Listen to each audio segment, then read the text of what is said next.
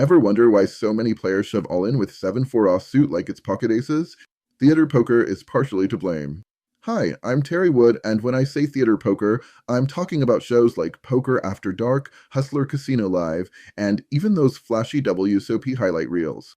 They're designed for entertainment, not education. Big bluffs, junk hands, and dramatic all-ins make great TV, but they don't make for solid poker strategy. And here's the problem.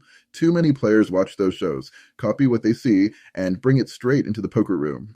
They're not thinking about fold equity, table dynamics, or stack depth. They're just chasing the drama. In this video, we're going to break down how theater poker is warping live games, why players fall for the copycat trap, and most importantly, how you can actually beat these players when you face them. Because when players mistake theater for strategy, the results at real tables get ugly. Don't just take my word for it. We ran a poll right here on the Poker Railbird channel, and the results were eye-opening. 78% of players said theater poker has negatively impacted the game, and 44% went even further, saying it's had a huge impact on live play. And the comments told the same story. One viewer nailed it. He said, if you just copy other players without understanding why they make certain plays, you'll end up destroying your own game. If a pro 3-bets 10-9 suited on the button, they have a reason. Maybe the table is overfolding. Maybe the stack sizes make it right. But if you copy that move just because you saw it on TV, you're only going to bleed money. That nails it. Copying without context isn't strategy. It's a fast track to losing. And here's another reality check. Poker on TV may grow the game's popularity, but copycat play rarely works against everyday opponents. John put it this way, TV has built interest in poker, but too many players try to emulate the play of the pros, and it doesn't work well against players that aren't on that level, as they are thinking on the same level as the pros. That's not just theory, that's the voice of the community. Real players who sit down in live card rooms every day are telling us, this stuff isn't harmless entertainment, it's warping the way people actually play. This is the copycat effect in action, players justifying hands like 7-4, Jack-2, or Queen-3, simply because they saw it on a highlight reel. But as we'll see next, without context, those plays collapse at real tables. This is where theater poker does the most damage, the copycat effect. Players see a highlight reel where someone shoves all in with 7-4 offsuit, or drags a pot with Queen-3 suited, and they think, I can do that too. Suddenly, junk hands like 7-4, Jack-2, and Queen-3 start showing up in live games everywhere. But here's the problem, what you don't see in that 30-second clip is the context. The pro may have had deep stacks behind, fold equity against disciplined opponents, or a table image that set up the move. None of that is visible in the highlight reel. All the casual player sees is the drama. It's like watching the movie but never reading the book. The movie gives you the spectacle, but it leaves out the substance.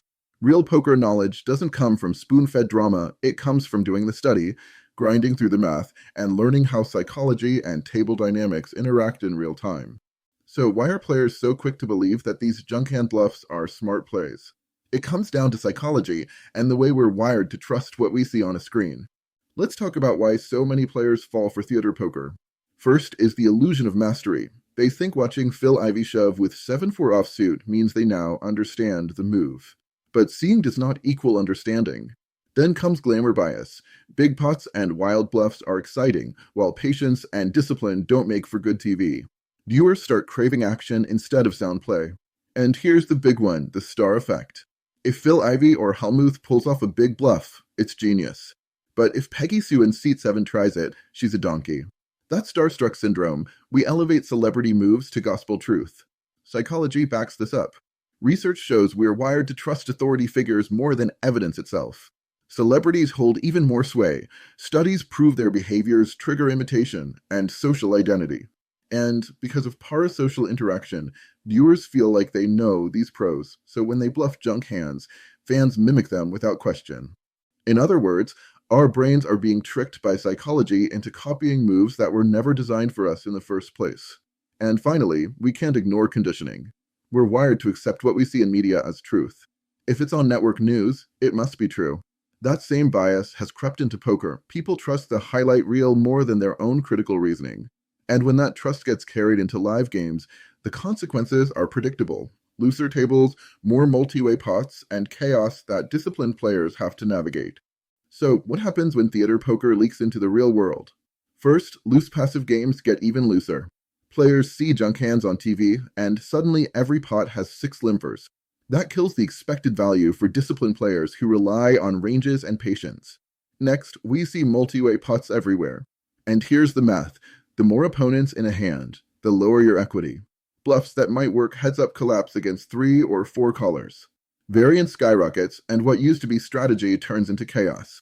Finally, patience itself gets devalued. Instead of waiting for good spots, players fall into what psychologists call action bias, the urge to do something just to feel engaged. But in poker, action bias is deadly.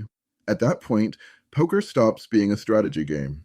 It becomes a demolition derby, all-ins and fireworks, but no sustainable edge. So, how do you actually beat theater poker players? First, tighten your ranges at loose tables. This isn't just common sense, it's mathematically correct. Against players splashing around with junk hands, strong hands rise in value. Second, punish with value, not bluffs. Don't waste energy trying to outbluff the bluffer.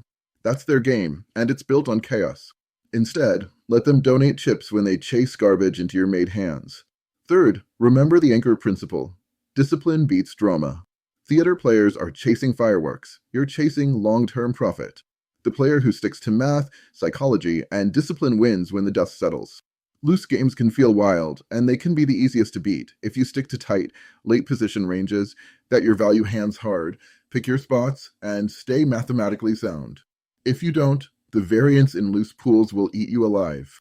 At the end of the day, poker isn't about mimicking what looks glamorous on TV. It's not about jamming junk hands just because some highlight reel made it look cool. Real poker is math plus psychology, the disciplined grind of making correct decisions over and over again.